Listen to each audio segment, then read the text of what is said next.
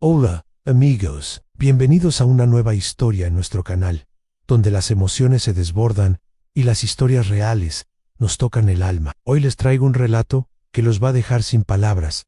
Mis hijos me aislaron de todos, pero un documento que guardé hace años los arruinó. Esta es una historia de traición, lucha y redención que no podrán soltar hasta el final. Si te gustan las historias que te hacen sentir, reflexionar y quedarte pegado a la pantalla, no olvides darle like, suscribirte y activar la campanita para no perderte nada. Déjanos en los comentarios qué te parece esta historia y si alguna vez has vivido algo parecido. Prepárate, porque esto es crudo, real y lleno de emociones. Me llamo Clara Isabel Torres, tengo 68 años y esta es mi historia. Nací en un pequeño pueblo en las afueras de Bogotá, Colombia, donde los días pasaban entre el aroma del café recién molido y las risas de los niños jugando en las calles empedradas. Mi vida fue sencilla, pero llena de amor. Conocí a Miguel, el amor de mi vida, cuando tenía apenas 18 años. Él era un hombre trabajador, con ojos brillantes y una sonrisa que podía iluminar hasta el día más gris. Nos casamos jóvenes, construimos una casa con nuestras propias manos y tuvimos 2 hijos: San Diego, nuestro primogénito, y Sofía, la menor, que llegó como una bendición inesperada. Siempre soñé con una familia unida, como la que tuve de niña. Mi madre, Ana, solía decir: Man Clara, la familia es el refugio del corazón, y yo lo creía con todo mi ser. Crié a Diego y Sofía con sacrificio, con noches en vela cosiendo ropa para que tuvieran algo bonito que ponerse, con cuentos, antes de dormir, y con la esperanza de que algún día serían personas de bien. Miguel trabajaba como mecánico, y aunque no éramos ricos, nunca nos faltó lo esencial. Nuestra casa, una construcción modesta pero acogedora, estaba llena de risas, discusiones y momentos que ahora atesoro como si fueran oro. Todo cambió. Hayes, Díaz, Icos. Cuando Miguel falleció, un infarto repentino se lo llevó una noche de abril, mientras yo preparaba la cena en la cocina. Recuerdo el sonido de su cuerpo cayendo al suelo, el grito que se me escapó, la desesperación de correr hacia él y tomarlo en mis brazos mientras su mirada se apagaba. Ese día, una parte de mí murió con él. Tenía 58 años, y de repente, el mundo que conocía se desmoronó. Diego tenía 32 años, entonces, y Sofía, 28 años. Ellos fueron mi apoyo en los primeros meses. Diego, siempre práctico, se encargó de los trámites del funeral. Mientras Sofía me abrazaba en silencio, dejando que mis lágrimas mojaran su hombro. Pensé que, a pesar del dolor, mis hijos serían mi sostén, como yo lo fui para mi madre cuando mi padre murió. Pero la vida, amigos, tiene formas crueles de sorprendernos. Diego siempre fue ambicioso. Desde pequeño, hablaba de tener una gran empresa, de ser alguien importante. Mamá, un día voy a comprarte una casa enorme, me decía, y yo sonreía, orgullosa de su determinación. Con el tiempo, lo logró. Fundó una empresa de logística que creció rápidamente, convirtiéndolo en un hombre exitoso. Vivía en una mansión en un barrio exclusivo, conducía carros de lujo y viajaba por el mundo. Sofía, más reservada, trabajaba como contadora en la misma empresa. Era la mano derecha de Diego, siempre a su sombra, como si él fuera su guía. Al principio, me alegraba verlos triunfar, pero poco a poco, algo cambió. Las visitas de Diego y Sofía se volvieron menos frecuentes. Venían a la casa una vez al mes, luego cada 2 meses, siempre con prisas. Mamá, tengo una reunión importante, decía Diego mirando su reloj. Mamá, estoy agotada. Fue una semana larga, añadía Sofía, sin mirarme a los ojos. Yo entendía, o al menos quería entender. Ellos tenían sus vidas, sus responsabilidades, pero cada vez que se iban, la casa se sentía más vacía. Vivir sola en esa casa grande, donde cada rincón me recordaba a Miguel, era un desafío. El sillón donde él leía el periódico, la mesa donde compartíamos el desayuno, el jardín donde plantábamos rosas juntos, todo era un eco de lo que había perdido. Intentaba llenar el tiempo con pequeñas cosas, bordar manteles, ver telenovelas, hablar con mis vecinas, pero la soledad se colaba como un viento frío, y con ella, la sensación de que mis hijos se estaban alejando. Un día, Diego llegó con una propuesta que me dejó helada. Era un sábado por la tarde, y yo había preparado su plato favorito, el giaco con palo. Él comió rápido, casi sin hablar, y luego, con una sonrisa que no llegaba a sus ojos, dijo a mamá: he estado pensando, esta casa es muy grande para ti sola. Deberías venderla y mudarte a un lugar más pequeño, más cómodo. Con el dinero, podrías vivir tranquila el resto de tu vida.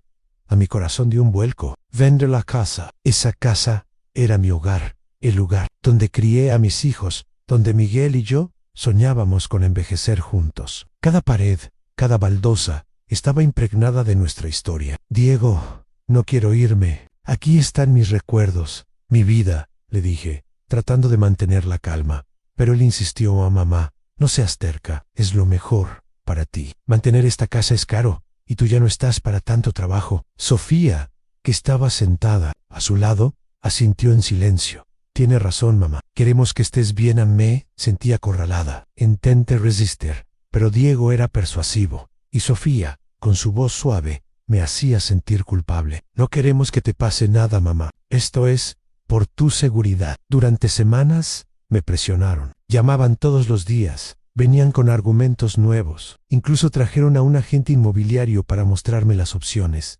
Al final, agotada y con el corazón roto, cedí. Vendí la casa por una suma considerable, pero que para mí no valía nada comparada con lo que dejaba atrás.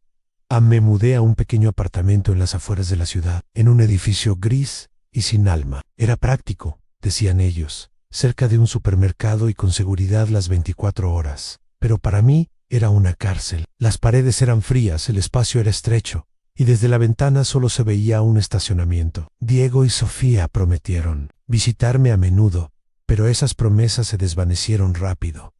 Fue entonces cuando el aislamiento comenzó. Al principio no lo noté. Mis amigos, como Carmen, mi vecina de toda la vida, venían a visitarme. Mis primos me llamaban para invitarme a almuerzos familiares. Pero poco a poco todo cambió. Si Carmen venía, Diego o Sofía aparecían de repente y la despedían con excusas. Mamá está cansada, mejor ven otro día, decían. Si mi primo Luis me llamaba, ellos contestaban el teléfono y decían que no estaba disponible. Incluso mis cartas, las pocas que intenté enviar, nunca llegaban a su destino. En una vez intenté confrontarlos. Diego, ¿por qué no puedo ver a mis amigos? ¿Qué está pasando?, pregunté, con lágrimas en los ojos. Él suspiró, como si yo fuera una niña haciendo un berrinche. Mamá, solo queremos protegerte. Hay mucha gente que podría aprovecharse de ti ahora que tienes dinero. Sofía añadió: confía en nosotros. Mamá, todo lo hacemos por tu bien. Pero sus palabras no me consolaban. Sentía que me estaban encerrando, que mi mundo se hacía más pequeño cada día. El golpe final llegó un año después. Diego vino al apartamento, vestido con un traje impecable, como si fuera a una reunión de negocios. Mamá, hemos estado hablando y creemos que lo mejor es que vayas a una residencia de ancianos. Allí te cuidarán mejor, tendrás compañía. Actividades. En mi corazón se detuvo. ¿Una residencia? Mis propios hijos querían deshacerse de mí. Diego, no estoy enferma. Puedo valerme por mí misma, dije, con la voz temblorosa, pero él no me escuchó. No es negociable, mamá. Es por tu seguridad. Ana Sofía, que siempre fue la más dulce, me tomó de la mano. Mamá, no seas egoísta. Esto es lo mejor para todos. Sus palabras me atravesaron como un cuchillo. Egoísta, yo, que lo di todo por ellos. Sin darme cuenta, me vi firmando papeles, empacando mis pocas pertenencias y mudándome a una residencia en las afueras, un lugar que parecía más un hospital que un hogar. Allí, rodeada de extraños, con mi pasado arrancado de raíz, me preguntaba una y otra vez, ¿por qué? ¿Qué hice mal? ¿Por qué mis hijos me trataban como si fuera una carga? Pero en el fondo, algo me decía que había una razón detrás de todo esto, algo que ellos escondían. Y esa razón, amigos, estaba en un documento que guardé hace años, un papel que cambiaría todo. Pero eso lo descubrirán más adelante, amigos. ¿Qué les parece esta historia hasta ahora? ¿Alguna vez han sentido que alguien los aleja de lo que aman? Déjenlo en los comentarios, denle like y suscríbanse para no perderse el próximo capítulo. Esta historia está llena de giros y lo que viene los va a sorprender. Nos vemos en el capítulo 2. La residencia se llamaba Hogar Dorado, un nombre que prometía calidez, pero que para mí era solo una fachada. El lugar era limpio, con paredes blancas, muebles modernos y un jardín pequeño donde los residentes podían sentarse a tomar el sol. Las enfermeras eran amables Los médicos hacían rondas regulares, y había actividades como clases de pintura, bingo y charlas sobre salud. Pero nada de eso llenaba el vacío en mi pecho. No era mi hogar, no era mi vida. Me dieron una habitación, en el segundo piso, con una cama individual, un armario pequeño y una ventana que daba a un estacionamiento. En la pared colgué una foto de Miguel y yo en nuestra boda, y otra de Diego y Sofía cuando eran niños, corriendo en el jardín. Esas fotos eran mi único consuelo, pero también mi tortura. Cada vez que las miraba, me preguntaba cómo habíamos llegado a esto. Los días en la residencia eran una rutina interminable. Desayuno a las 7, medicamentos a las 8, actividades grupales a las 10, almuerzo a las 12, siesta, más actividades, cena a las 6:00 y luces apagadas a las 9 al principio. Intenté participar, pinté un paisaje torpe en una clase de arte, jugué bingo con una señora llamada Rosa que siempre ganaba. Escuché charlas sobre cómo cuidar mi presión arterial, pero todo me parecía vacío.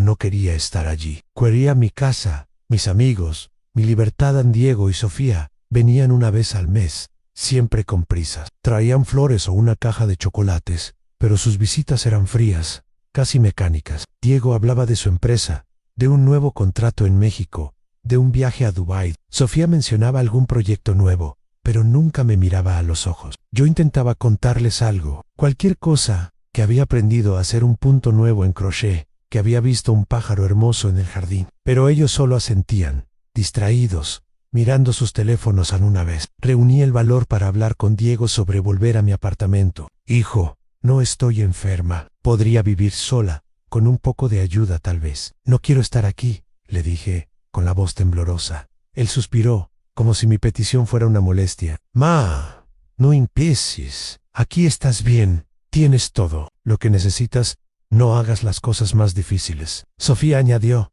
con su voz suave pero firme: es por tu bien, mamá, confía en nosotros. Sus palabras me dolían más que el silencio.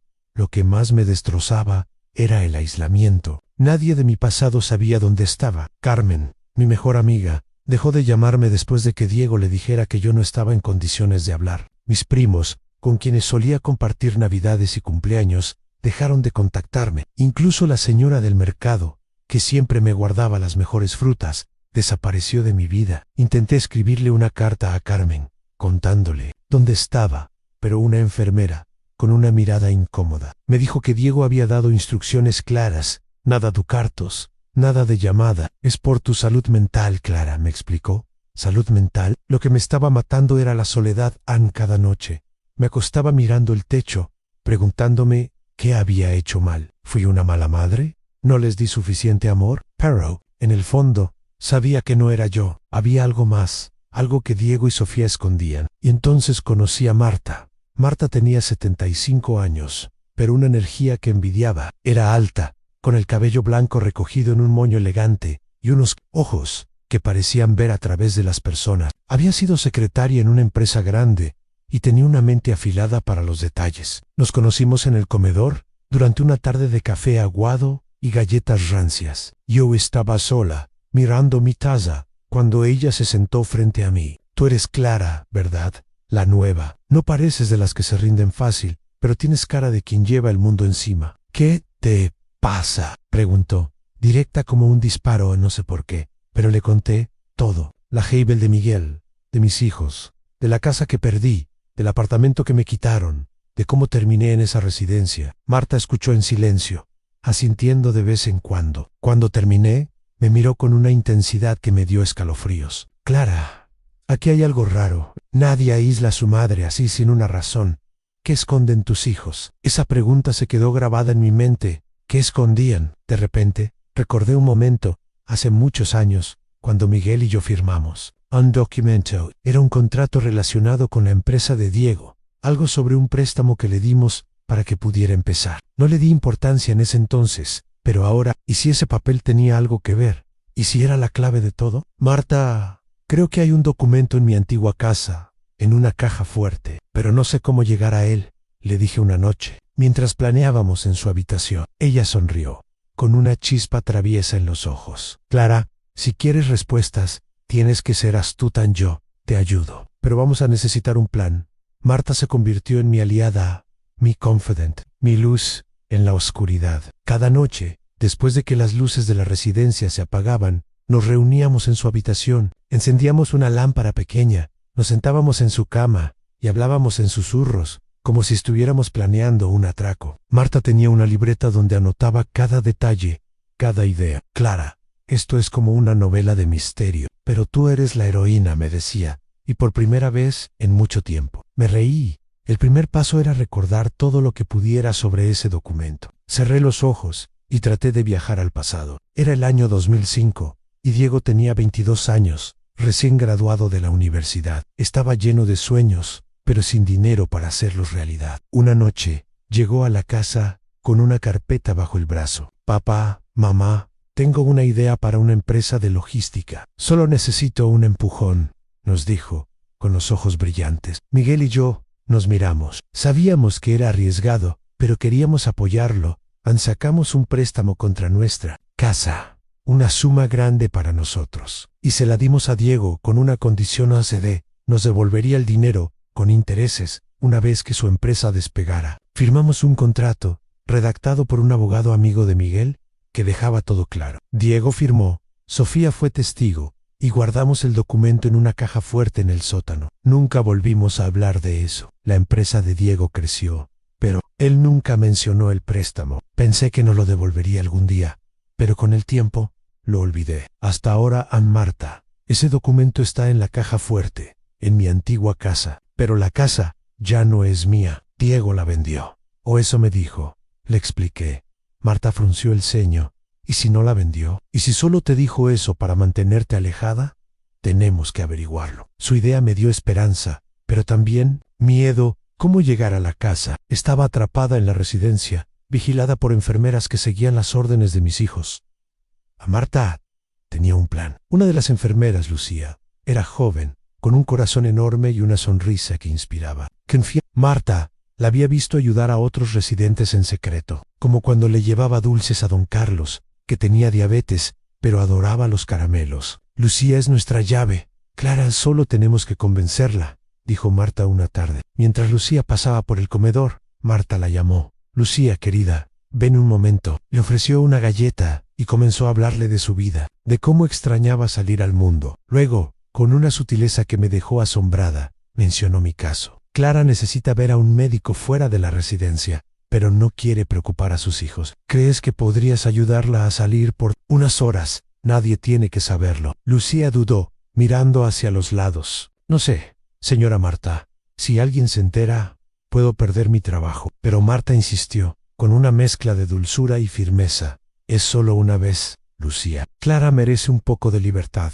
Al final, Lucía aceptó. 2 horas. Clara, ni un minuto más. Y si alguien pregunta, diré que fuiste a una cita médica. Mi corazón latía tan fuerte que pensé que se me saldría del pecho. Esa noche, apenas dormí, imaginando cada paso del plan. Al día siguiente, me puse mi mejor vestido, uno azul que Miguel siempre decía que me hacía ver como una reina. Marta me dio un abrazo y un consejo en Clara. Sé valiente. Esto es por ti, por tu verdad. Lucía me llevó a la entrada trasera de la residencia, donde un taxi nos esperaba. Marta lo había arreglado todo. Incluso pagó al conductor con el dinero que guardaba en una lata de galletas.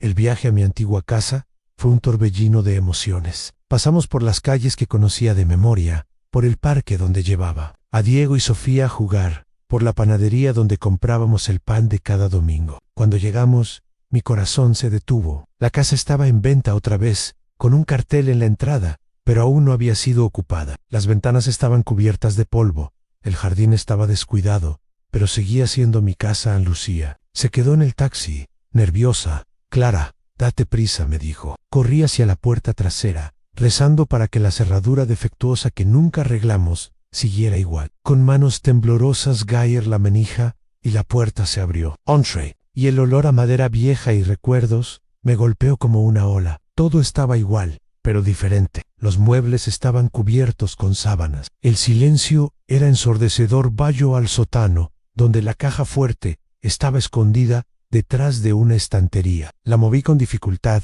sintiendo el peso de los años en mis brazos. Alias, cubierta de polvo, pero intacta. Introduje la combinación al 15 de junio de 1975, la fecha de mi boda con Miguel. La caja se abrió con un clic que resonó en el silencio. Dentro, entre otros papeles, estaba el documento. Un contrato de 5 páginas, con la firma de Miguel, la mía, la de Diego y la de Sofía como testigo. Lo leí rápidamente, y mi corazón se aceleró. Era la prueba de que Diego nos debía millones, dinero que nunca pagó. Guardé el documento en mi bolso y salí corriendo. Cuando volví al taxi, Lucía me miró con alivio. Pensé que no volverías, dijo. Durante el viaje de regreso, apreté el bolso contra mi pecho, como si temiera que el documento desapareciera. Cuando llegué a la residencia, Marta me esperaba. ¿La entrada lo encontraste?, preguntó, con los ojos brillantes. Asentí, pero el miedo me invadía. ¿Qué haría ahora? Mis hijos eran poderosos,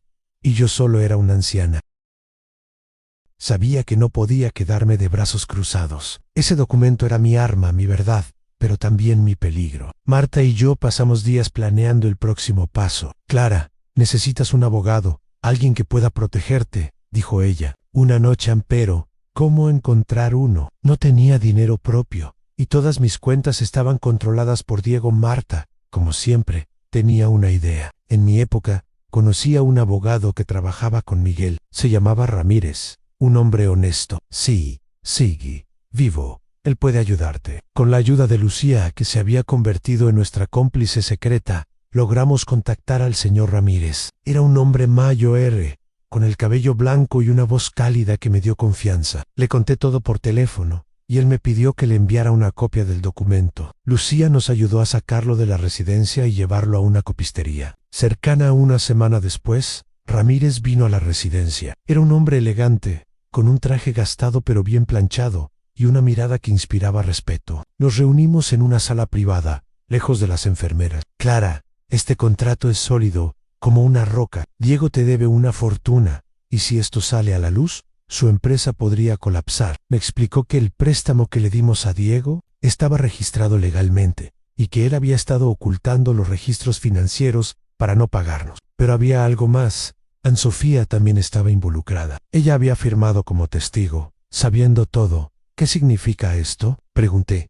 Con el corazón en la garganta, Ramírez suspiró. Significa que ambos, Diego y Sofía, sabían lo que Hashikin te aislaron para proteger su secreto. Pero ahora, Clara, la pelota está en tu cancha. Puedes demandarlos o negociar un acuerdo. Pero sea lo que sea, no será fácil. En esa noche no dormí. Pensé en Diego, en el niño que solía correr a mis brazos cuando tenía miedo. Pensé en Sofía, en la niña que me pedía que le trenzara el cabello antes de ir a la escuela. ¿Cómo llegamos a esto? Pero también pensé en mí, en los años que me robaron, en la soledad que me impusieron. Y supe que tenía que enfrentarlos. Con la ayuda de Marta y Lucía, organicé una reunión con Diego y Sofía en la residencia. Les dije que era importante, que necesitaba hablar con ellos. Un sábado por la mañana, con sus aires de superioridad, pensando que era otra de mis quejas. Diego llevaba un traje caro, Sofía un vestido elegante. Se sentaron frente a mí, y por un momento vi a mis hijos, no a los extraños en los que se habían convertido. En gracias por venir, dije, con la voz firme. Saqué el documento de mi bolso y lo puse sobre la mesa. ¿Saben qué es esto? Sus rostros palidecieron. Diego intentó hablar, pero lo interrumpí. Es el contrato que firmamos hace 20 años, cuando les dimos el dinero para tu empresa, Diego, en dinero que nunca nos devolviste. Me aislaron, me quitaron mi hogar, mi vida, todo por este dinero. Pero se acabó. Sofía comenzó a llorar, cubriéndose el rostro con las manos. Mamá, no quería hacerte daño. Todo fue idea de Diego. Él, furioso, la miró con desprecio. No me eches la culpa, Sofía. Ti sabías todo, firmaste el contrato. Luego se volvió hacia mí, con los ojos encendidos. Mamá, no entiendes nada. Esa empresa es mi vida. Si esto sale a la luz, lo perderé todo. Ramírez, que estaba a mi lado, habló con calma. Diego, Sofía, tienen 2 opciones. Llegan a un acuerdo con Clara, o esto irá a los tribunales, y créanme, no les va a gustar el resultado. Diego se puso de pie, dando un golpe en la mesa. Esto es una locura. No puedes hacerme esto, mamá. Pero yo no me inmuté. Por primera vez en años, sentí que tenía el control en esa noche. Después de que se fueran, me senté en mi habitación, mirando la foto de Miguel. Amor, Hice lo correcto, susurré. No tenía respuesta, pero sentía que él estaría.